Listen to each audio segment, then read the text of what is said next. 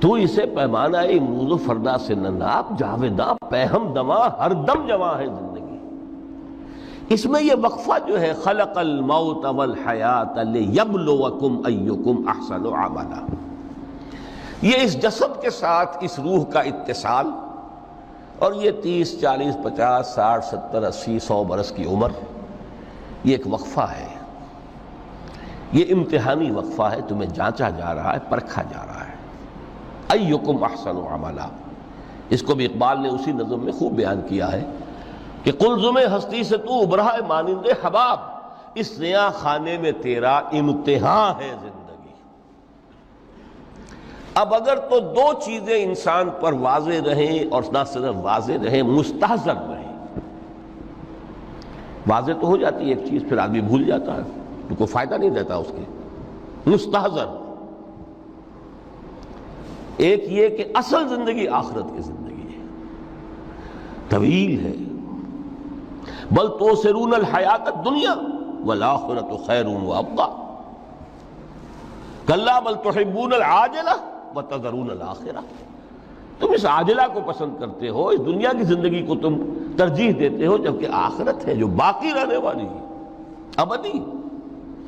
اگر تو یہ معلوم ہو، جیسا کہ سورہ عنکبوت کی آیت کے حوالے سے میں نے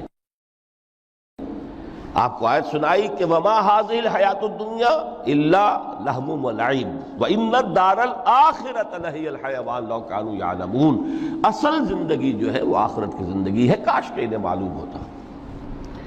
ایک حقیقت تو یہ معلوم ہو اور مستحضر رہے کہ اصل زندگی آخرت کی زندگی ہے، اور دوسری حقیقت یہ کہ یہ دنیا کی زندگی ایک امتحانی وقفہ ہے۔ قلزم ہستی سے تو ابھرا ہے مانند حباب، اس نیا خانے میں تیرا امتحان ہے زندگی۔ یہ مستحضر رہے تو اس کا نتیجہ کیا نکلے گا؟ انسان دنیا پرست نہیں بنے گا۔ متاع ہے دنیا، برتنے کی چیز ہے۔ وما هذه الحیات الدنیا الا متاع، برتنے کی چیز ہے، برتو اسے۔ اب میں یہاں آپ کو کچھ حدیثیں بھی سنا دینا چاہتا ہوں۔ ایک حدیث میں حضور نے عجیب نقشہ کھینچا ہے، مالی ولی دنیا، لوگوں مجھے تمہاری اس دنیا سے کیا سروکار، انما مثلی کراکب استظل تحت شجرۃ ثم راح فترکھا، میری مثال تو اس سوار کسی ہے جو تھوڑی دیر کے لیے کسی درخت کے سائے میں سستانے کے لیے رک جاتا ہے، وہ اس درخت کو اپنی منزل نہیں سمجھتا، اپنا گھر نہیں سمجھتا، تھوڑی دیر کا سستانا ہے، پھر وہ اس درخت کو خیر بات کہتا ہے، اپنا راستہ لیتا ہے، اپنی منزل کی طرف رواں ہو جاتا ہے۔ بس اتنا تعلق، منزل یاد رہے۔ چنانچہ ایک دوسری بڑی پیاری حدیث ہے، بہت مختصر بھی ہے، انما الدنیا خلقت لکم وانتم خلقتم للآخرہ،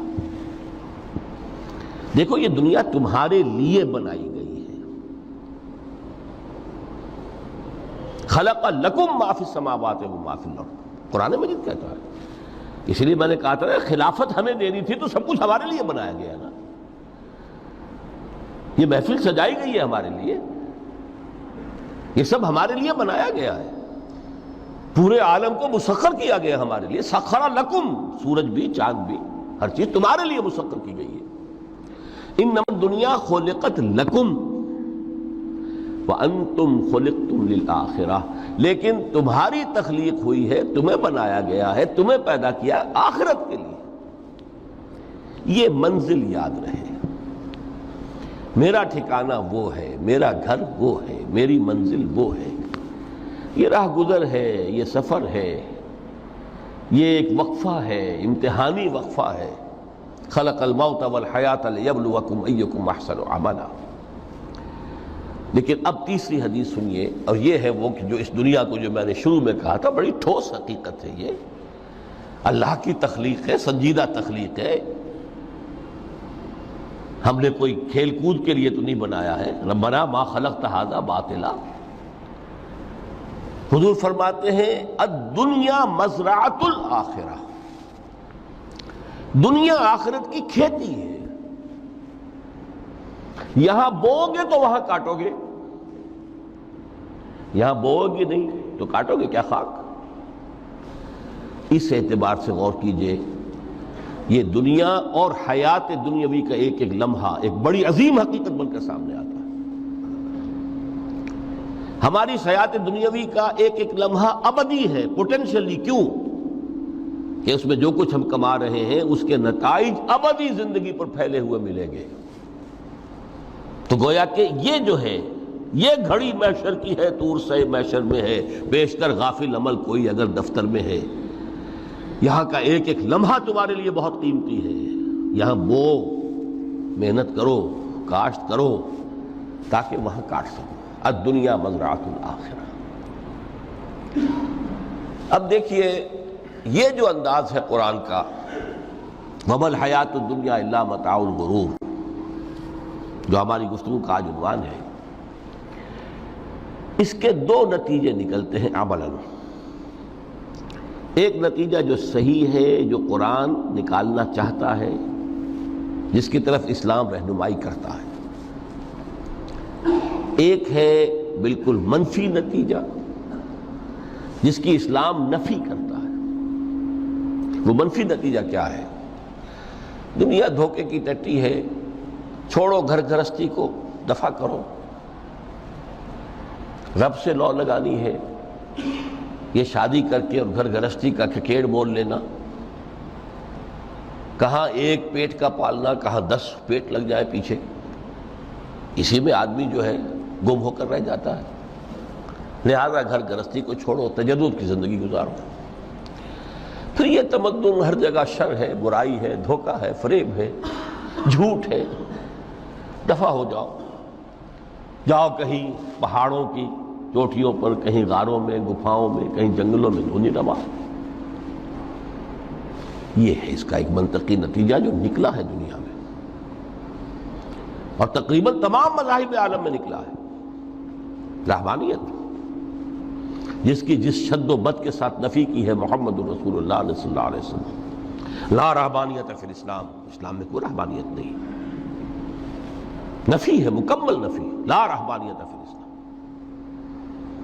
فرمایا کہ النکاح من سنتی، یہ میری سنت ہے، میرا طریقہ ہے، گھر گھرستی کی زندگی اختیار کرنا یہ میری سنت ہے۔ 3 صحابہ پر کچھ اسی طرح کا غلبہ ہو گیا تھا۔ صحابہ میں ہر طرح کے لوگ تھے، ان میں وہ لوگ بھی تھے کہ جو بڑے ریشنلسٹ تھے، عقل کے حوالے سے بات سمجھنے والے۔ حضرت عمر کو ہم کہہ سکتے ہیں کہ سر خیل تھے ان کی رضی اللہ تعالیٰ۔ کچھ درویش منش لوگ بھی تھے، کچھ پر یہ تقویٰ کا اور درویشی کا بہت زیادہ غلبہ ہو گیا تھا، مغلوب الحال ہم انہیں کہہ سکتے ہیں۔ حضرت عبداللہ ابن عمرو بن العاص رضی اللہ تعالیٰ عنہما، ایک عجیب سائملٹینیس کنٹراسٹ ہے باپ اور بیٹے میں۔ عمرو بن العاص بہت بڑے سیاستدان، مدبر، عرب نے چوٹی کے جو 3 سیاستدان پیدا کیے ان میں سے ایک عمرو بن العاص ہے، واریر، کانکرر، سیاستدان۔ لیکن عبداللہ ابن عمرو بن العاص بالکل درویش، روزانہ روزہ ساری رات کھڑے ہیں، نہ بیوی سے کوئی سروکار، نہ کسی سے کوئی سروکار۔ حضور کو اطلاع ملی، بلا لیا، جواب طلبی ہو گئی، یا عبداللہ اولم اخبر انک تصوم الدہر وتقوم اللیل، اے عبداللہ مجھے یہ خبر دی گئی ہے تم ساری رات کھڑے رہتے ہو، روزانہ روزہ رکھتے ہو، کیا کہتے ہیں؟ جی حضور ایسا تو ہے۔ لا تفعل، مت کرو ہرگز۔ فإن لنفسك عليك حقا وإن لزوجك عليك حقا وإن لزورك عليك حقا، دیکھو تم پر تمہارے اس جسم کا اور نفس کا بھی حق ہے، اسے آرام بھی دو، اس کی ضروریات بھی پوری کرو، اس کی دیکھ بھال بھی کرو، یہ بھی تمہارے پاس امانت ہے اللہ کی۔ پھر تم پر تمہاری بیوی کا حق ہے۔ کسی صحابی نے دیکھا تھا حضرت عبداللہ ابن عمرو بن العاص کی بیوی کو کہ وہ بالکل جیسے کہ میلی کچیلی حالت میں تھی۔ پوچھا ہی کیا حال بنا رکھا؟ ان کا کہ آپ کے دوست کو تو کوئی غرض ہے ہی نہیں سرے سے. ظاہر بات ہے کہ مسلمان بیوی اور کس کے لیے وہ سنگھار کرے گی جب شوہر ہی کو کوئی دلچسپی نہ ہو، اس سے غرض ہی نہ ہو. لا تفعل. رات کو سو بھی دیکھو مجھے، میں رات کو سوتا بھی ہوں، نماز پڑھتا بھی ہوں، میں روزے رکھتا بھی ہوں، ناغے بھی کرتا ہوں. دیکھو زیادہ سے زیادہ ہفتے میں دو دن روزے رکھ لیا کرو کہ حضور مجھے اور تھوڑی سی اجازت. اچھا ایک دن ناغا، ایک دن روزہ، صوم داؤد، اس سے آگے کی اجازت نہیں. اسی طرح 3 حضرات سراسراہتن آتا ہے حدیث میں، بخاری شریف کی روایت ہے، ان پر بھی کوئی ایسا ہی غلبہ ہوا رہبانیت کا اور ترک دنیا کا. انہوں نے آ کے ازواج مطہرات سے معلوم کیا آپ کتنی رات نماز پڑھتے ہیں، کتنا دو سوتے ہیں، مہینے میں کتنے آپ روزے رکھتے ہیں نفلی. انہوں نے کوئی وہاں تو کھلی کتاب تھی سیرت محمد صلی اللہ علیہ وسلم، جو کچھ تھی حقیقت بیان کر. اب دیکھیے ایک عجیب ذہنیت، انہوں نے دیکھا کہ یہ تو کم ہے، ان کے اندازے کے اعتبار سے تو بہت کم ہے، لیکن یہ کہ اپنے آپ کو ذرا تسلی، حضور کی تو کوئی ضرورت نہیں ہے، آپ تو معصوم ہیں، آپ کے سے کوئی گناہ نہیں ہوا، کوئی خطا نہیں ہوئی، آپ کے لیے تو یہ اتنی عبادت ہمارے لیے تو کافی نہیں ہے، ہم تو گناہ گار ہیں. ایک نے عہد کیا کہ میں کبھی نہیں سوؤں گا، رات بھر کھڑا رہوں گا. دوسرے نے کہا کبھی ناغا نہیں کروں گا، ہر روز روزہ رکھوں گا. تیسرے نے کہا میں شادی بیاہ کے کھکیڑ میں پڑوں گا نہیں. حضور کو اطلاع مل گئی، طلب فرمایا، ڈانٹا آپ نے، آپ لوگوں نے یہ کہا ہے؟ جی ہاں ہم نے کہا تو ہے. واللہ خدا کی قسم میں تم میں سب سے بڑھ کر متقی ہوں، لیکن میں رات کو سوتا بھی ہوں اور نماز بھی پڑھتا ہوں، روزے رکھتا بھی ہوں، ناغے بھی کرتا ہوں. میری گھر گرستی کی زندگی ہے، میری بیویاں ہیں. من رغب عن سنتی فلیس منی، یہ ٹکڑا جو جوڑ دیا جاتا ہے نکاح کے خطبے میں اس حدیث کے ٹکڑے کے ساتھ، یہ 2 علیحدہ حدیث ہے بالکل، النکاح من سنتی، اور یہ ٹکڑا اس طویل حدیث کا ہے، من رغب عن سنتی فلیس منی، جو میری سنت کو پسند نہیں کرتا پھر اس کا مجھ سے کوئی تعلق نہیں. یہ تو میں نے احادیث کے حوالے سے آپ کو وہ جو منفی طرز عمل، گریز، دنیا سے تعلق منقطع کرنا، پسپائی، گریز، فرار، اور اس کا نتیجہ کیا نکلتا ہے کہ دنیا پھر شریروں کے لیے رہ گئی، کھیلیں کودیں عیش کریں. جو سلیم الفطرت نیک لوگ تھے وہ تو گئے، لہذا ان کو اب کوئی روک ٹوک کرنے والا ہی نہیں، کوئی پوچھنے تاشنے والا نہیں. ظالم جو چاہے ظلم کرے اور جس طرح چاہے شریر جو ہے شرارتیں کریں. قرآن مجید میں سورہ حدید اس اعتبار سے نہایت عظیم صورت ہے، نہایت عظیم صورت ہے کہ وہاں یہ آیت بھی بہت ہی شاندار انداز میں آئی ہے، متاع الغرور والی، خاصی طویل آیت بن کر آئی ہے. اور جیسا کہ میں نے عرض کیا 4 جگہ تو حیات دنیاوی کو کہا گیا ہے صرف لہو و لعب یا لعب و لہو، لیکن یہاں جو ہے آیت نمبر 20، اعلموا انما الحیات الدنیا لعب و لہو و زینت و تفاخر بینکم و تکاثر فی الاموال والاولاد. 5 الفاظ کے حوالے سے اس حیات دنیاوی کے کچھ حقائق بیان کیے گئے. عام طور پر سرسری طور پر لوگ گزر گئے ہیں. محاورتاً جب بھی آتا ہے معاملہ لہو لعب، لعب و لہو، وہ تو 4 جگہ ہے، یہاں 3 الفاظ مزید آئے ہیں، اور ترکیب کیا؟ پہلے لعب ہے پھر لہو ہے. سورہ عنکبوت میں لہو و لعب یہ در حقیقت ایک طرح سے محاورے کی شکل اختیار کر گیا، تماشا اور کھیل، لیکن نہیں، یہاں ترتیب کچھ اور ہے. اس پر اگر آپ غور کریں گے تو یہ ایک عجیب سا نقشہ سامنے آتا ہے. حیات دنیاوی کے 5 ادوار، جن میں سے ہر دور میں ایک شے انتہائی اہم ہوتی ہے، توجہ کا مرکز بنی ہوتی ہے. ابتدائی دور ہے، بالکل بچہ بھی ہے، کھیل، بس لعب، اس کے سوا اسے کوئی زندگی سے سروکار ہی نہیں. زندگی کے تلخ حقائق ابھی اسے معلوم نہیں. بھوک لگی تو رو پڑے، ماں نے دودھ پلانا ہے، کھلانا ہے، ان سے تو کچھ نہیں کرنا اس نے. وہ لعب، کھیل. لیکن تھوڑا سا آگے چلتے ہیں، ٹین ایجر سٹیج میں جب داخل ہوتا ہے آدمی تو اب وہ نرا کھیل، معصومانہ کھیل نہیں رہتا، اس میں تلذذ، سینشول گریٹیفیکیشن کا عنصر شامل ہو جاتا ہے۔ اب اس نے کہا لہو، اعلموا انما الحیات الدنیا لعب و لہو۔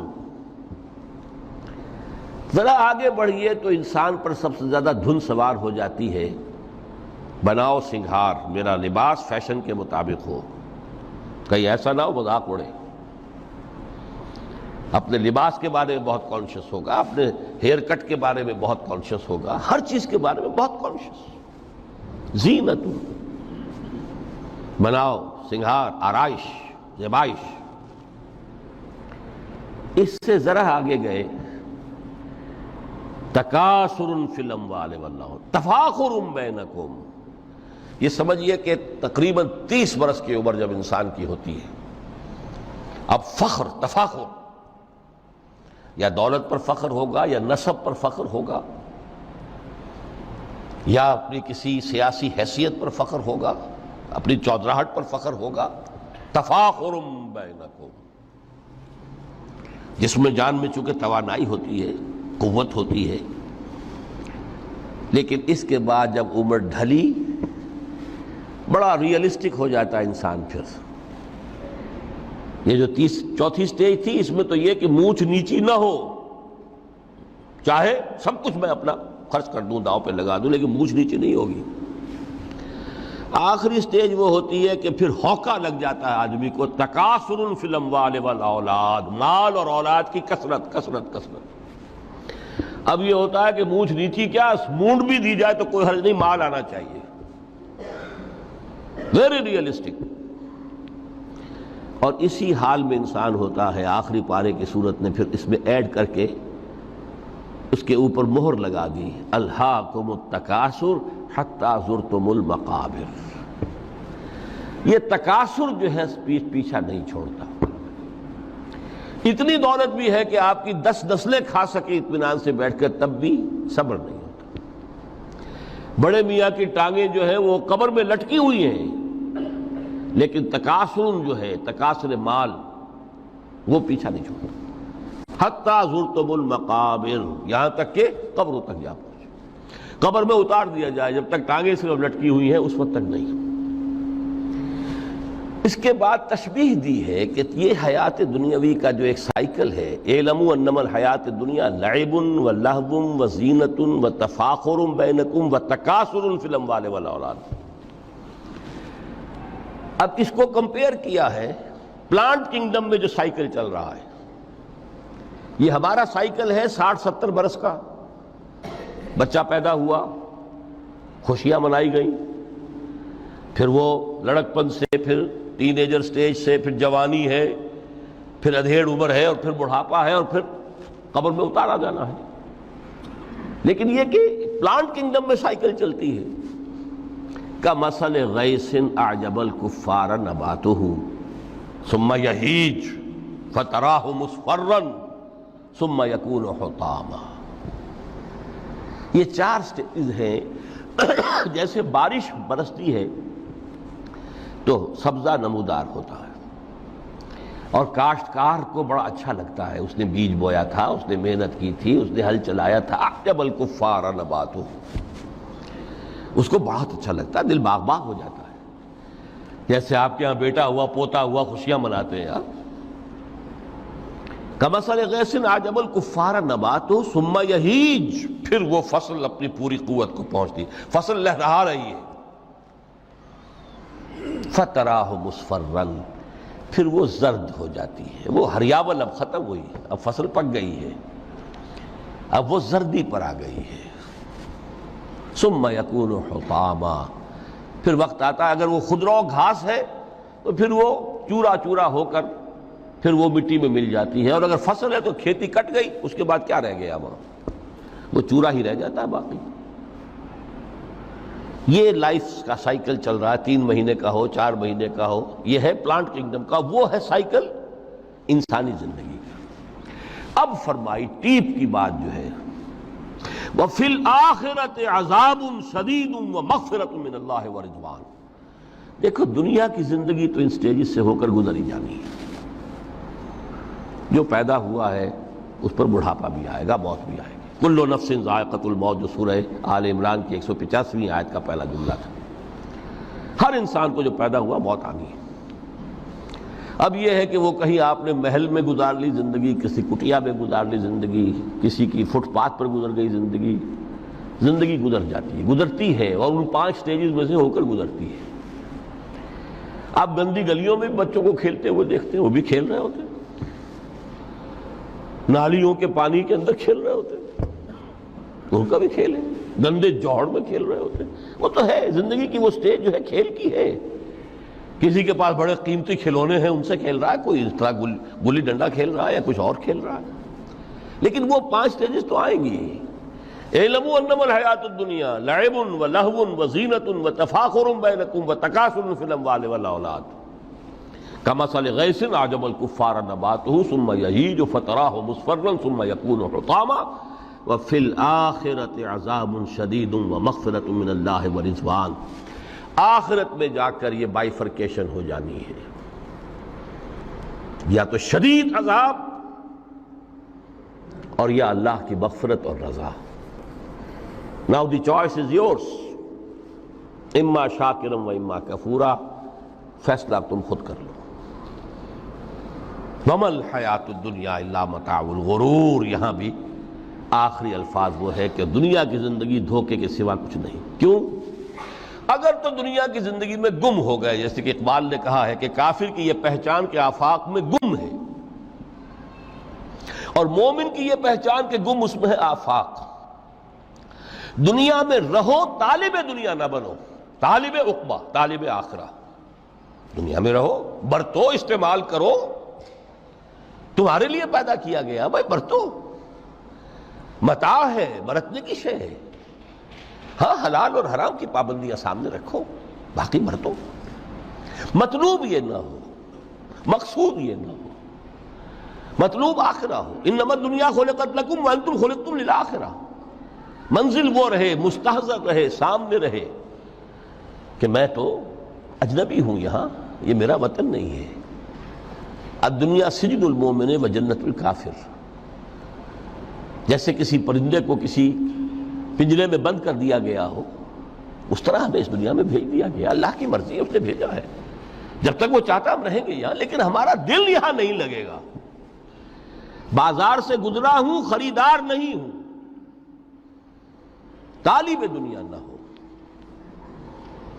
تب تو یہ کوئی دھوکے کا سودا نہیں، وطن نہیں، بالکل نہیں۔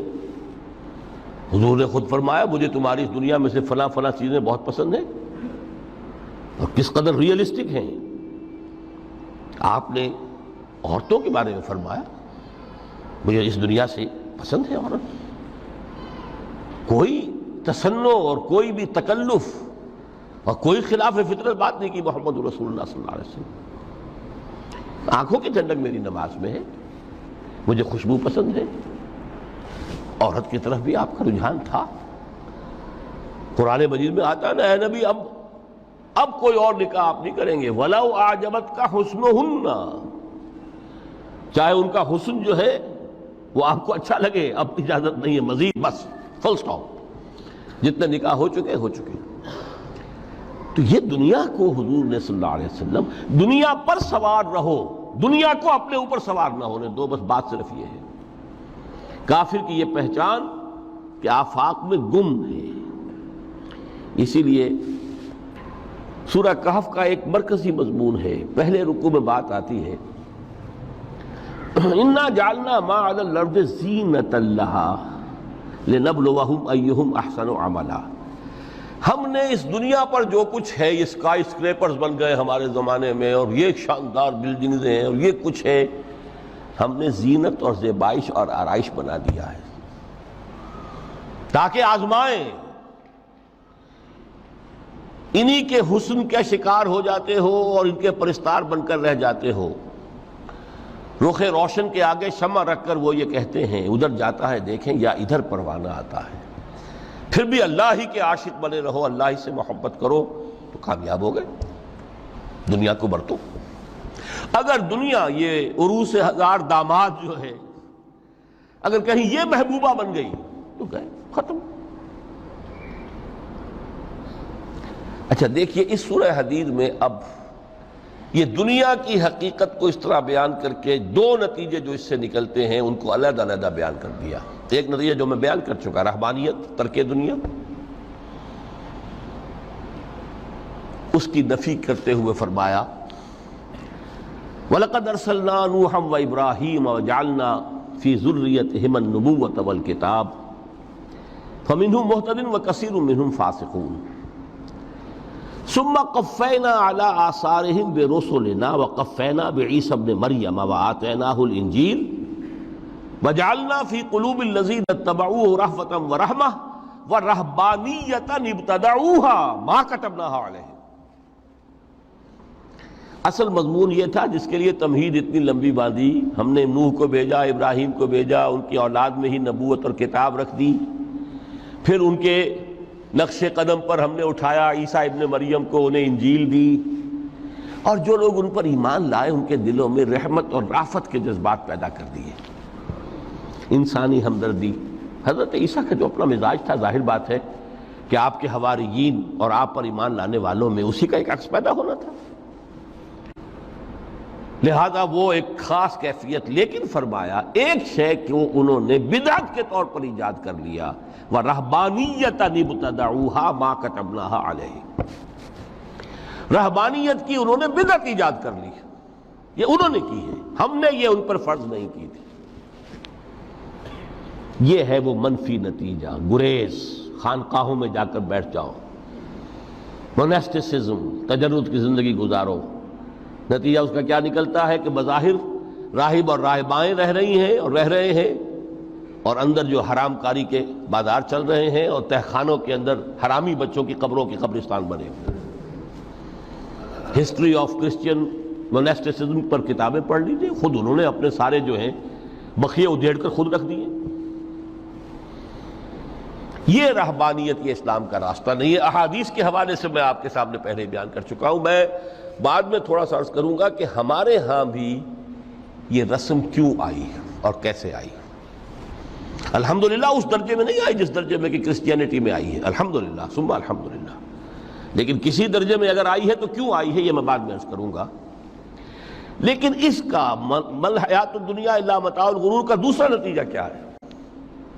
پہلا نتیجہ تھا گریز کا، پسپائی کا، فرار کا، معاشرے سے نکل بھاگنے کا، تاکہ معاشرے میں اشرار کھل کھیلیں، جو چاہیں کریں. ایک راستہ یہ ہے، ترک دنیا کے معنی ہیں ترک لذات دنیاوی،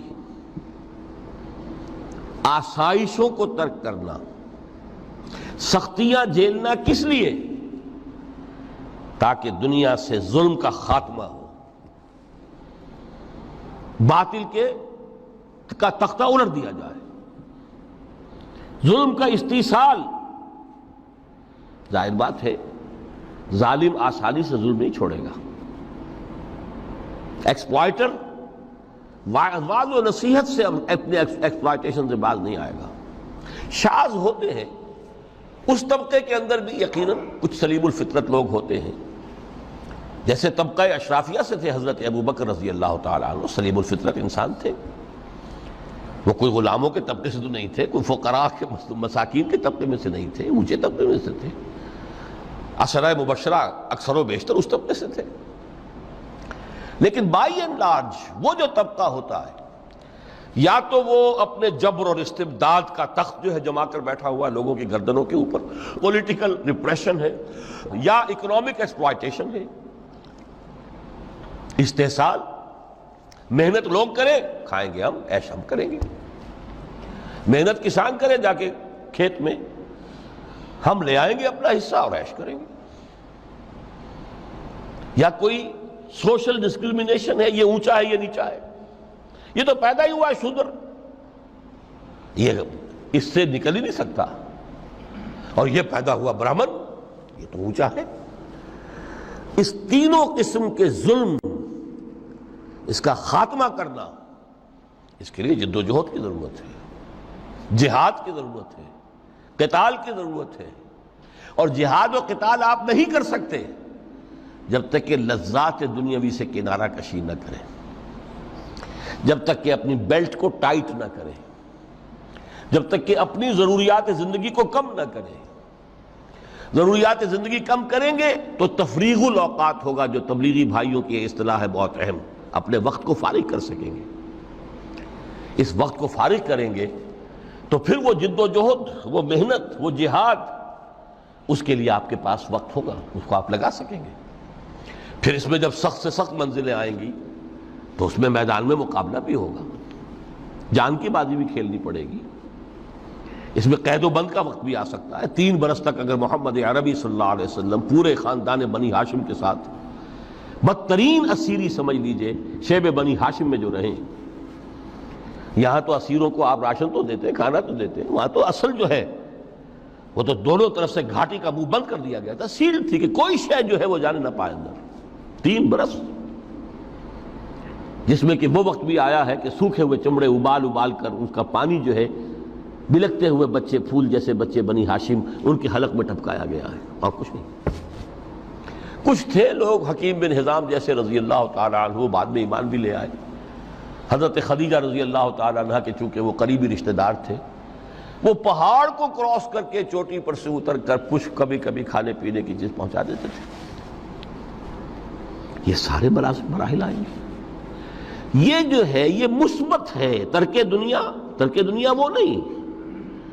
ترک دنیا سے مراد دنیا کی لذتوں سے، دنیا کی آسائشوں سے، ان سے آدمی اپنے آپ کو پیچھے ہٹائے، ان کو چھوڑے، ان کو ترک کرے، تاکہ اپنا وقت، اپنا مال، اپنی صلاحیتیں صرف کر سکے۔ کس کام کے لیے؟ اب اس کے لیے دیکھیے آیت نمبر 25 ہے یہ سورہ حدید کی۔ لَقَدْ أَرْسَلْنَا رُسُلَنَا بِالْبَيِّنَاتِ،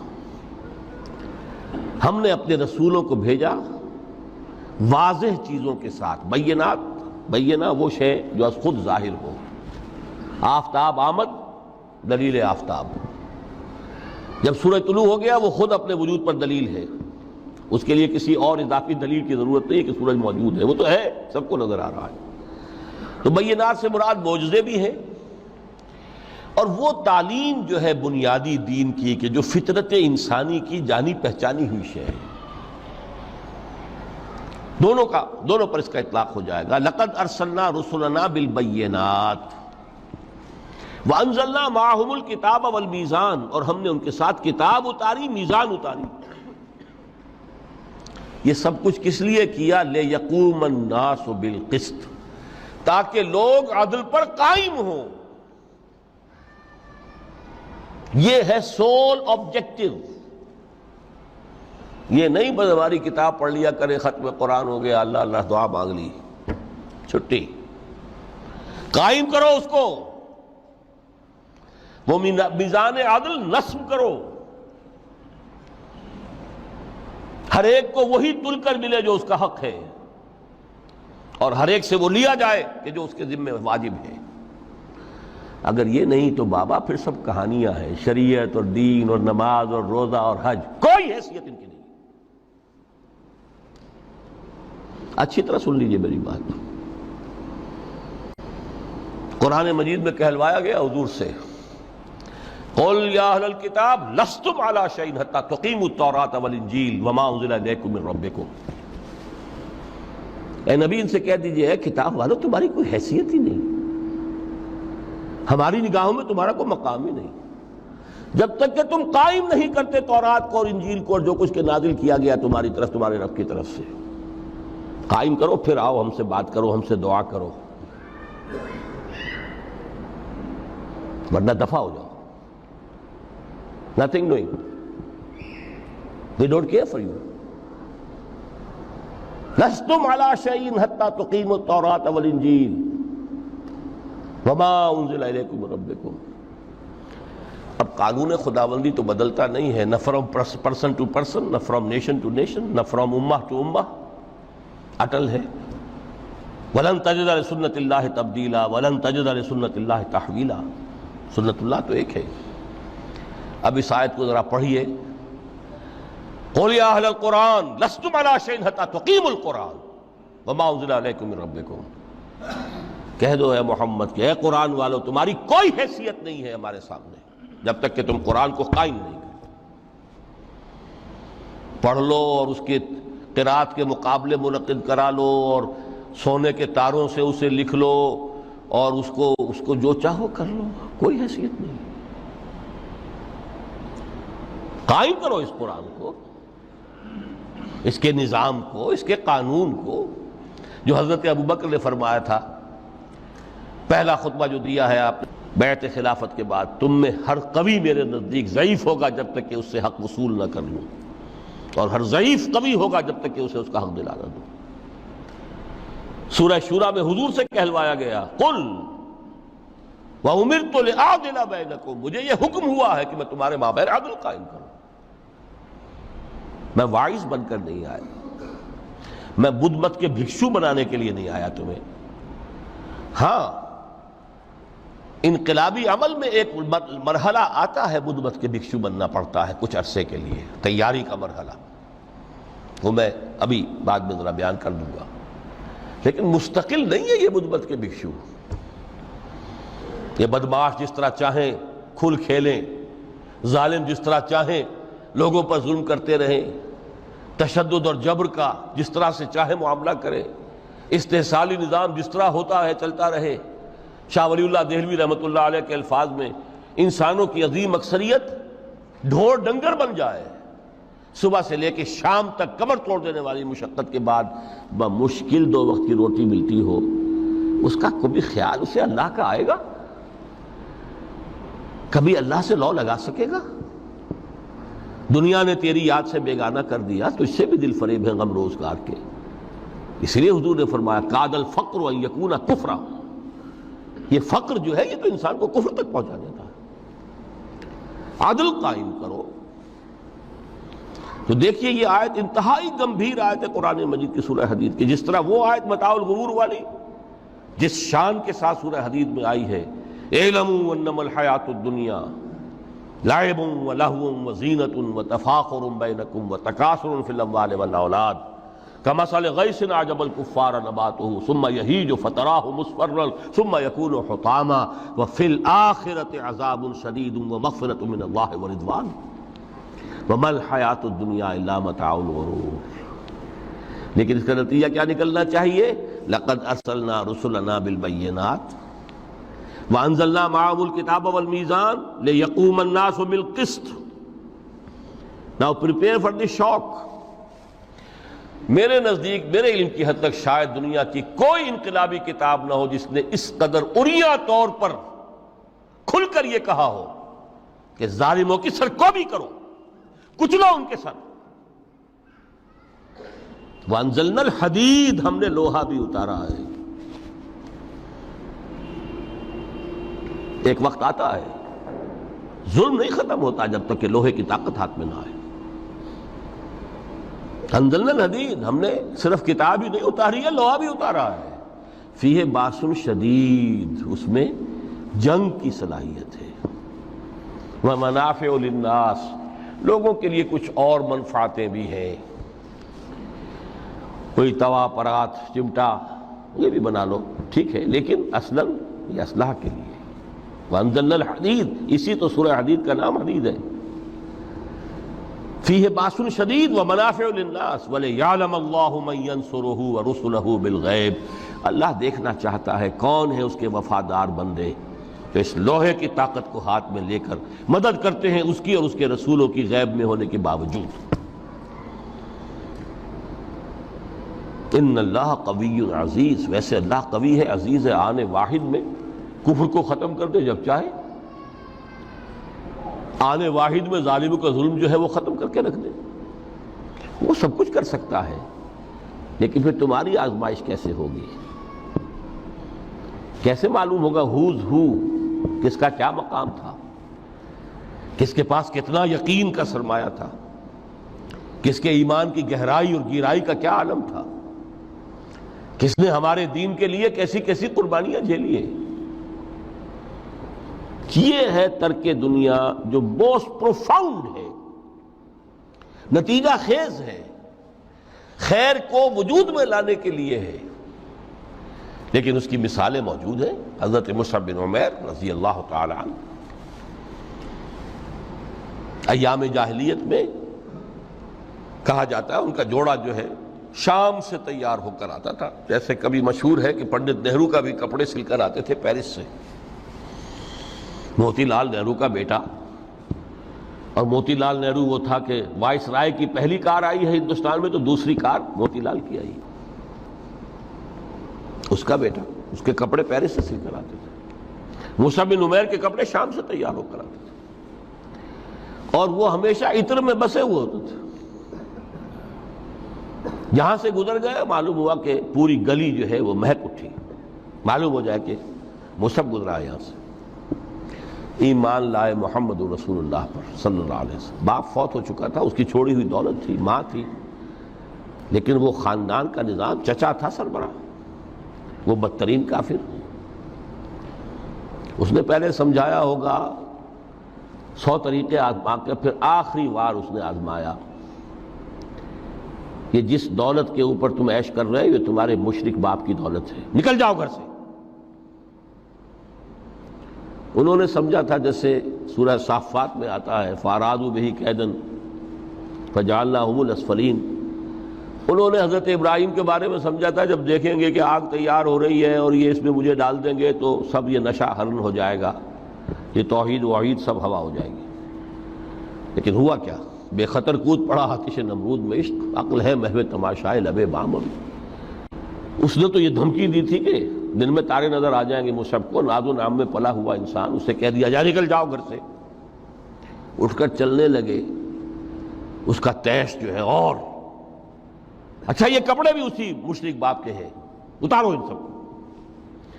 مادر ذات برہنہ ہو کر گھر سے نکلے، مادر ذات۔ پھر وہی ہے کہ جن کے نام قرائے فال بنام من دیوانہ زدند، کہ بیعت عقبہ اولا ہوئی ہے، لوگوں نے کہا کہ ہمیں کوئی مقری دیجئے قرآن پڑھانے والا جو ہمیں قرآن پڑھائے۔ حضور نے فرمایا جاؤ مصعب۔ وہ مصعب وہاں جا کر مدینے میں المقری بن گئے، جا المقری، وہ آ رہا پڑھانے والا۔ اور 1 سال کی محنت، دعوت اور تبلیغ اور قرآن کے پڑھانے کے نتیجے میں اگلے سال 75 افراد لا کر حضور کی جھولی میں ڈال دی۔ یہ مصعب ہیں۔ شہادت ہوئی ہے غزوہ بدر میں۔ ایک مرتبہ اس سے پہلے کا واقعہ بھی ہے کہ حضور مسجد میں تشریف فرما تھے، سامنے سے حضرت مصعب گزرے، ایک پھٹا ہوا سا کمبل جسم کے گرد لپیٹا ہوا تھا۔ حضور کی آنکھوں میں آنسو آ گئے۔ از کجا تاب کجا، یہ دیوانہ جو ہے اللہ کا اور رسول کا اور دین کا کہاں سے کہاں پہنچا ہے۔ غزوہ احد میں علم ان کے ہاتھ میں ہے، جس ہاتھ میں علم ہے وار پڑا، کٹ گیا، دوسرے سے پکڑا، اس کو بھی کٹ گیا، پھر دونوں جتنے بچ گئے تھے حصے ان سے سنبھالا، پھر شہید ہو گئے۔ جسم پر صرف ایک چادر تھی، اوپر سے جسم ننگا تھا، صرف ستر کے لیے چادر۔ دفن کرنے لگے تو مسئلہ ہی پیش آ گیا کہ چونکہ شہید کے تو کفن جو ہے اس کا اپنا جو بھی لباس پہنا ہو شہادت کے وقت۔ حضور سے کہا گیا کہ حضور مصعب کی چادر تو اتنی چھوٹی ہے کہ سر ڈھانپتے ہیں تو پیر کھل جاتے ہیں، پیر ڈھانپتے ہیں تو سر کھل جاتے ہیں۔ فرمایا سر کو چادر سے ڈھانپ دو اور پیروں پر اذخر گھاس لا کر ڈال دو، یہ آخری لباس نصیب ہوا ہے۔ ویر گنا دے موت نے مارے، وہ تک تک رو دے کبے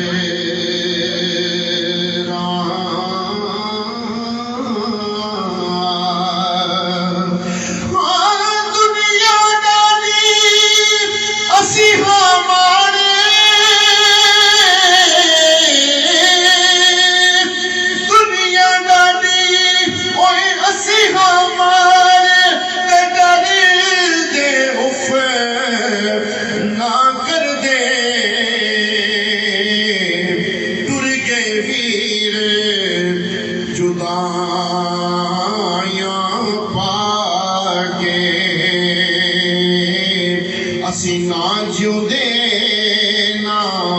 مرے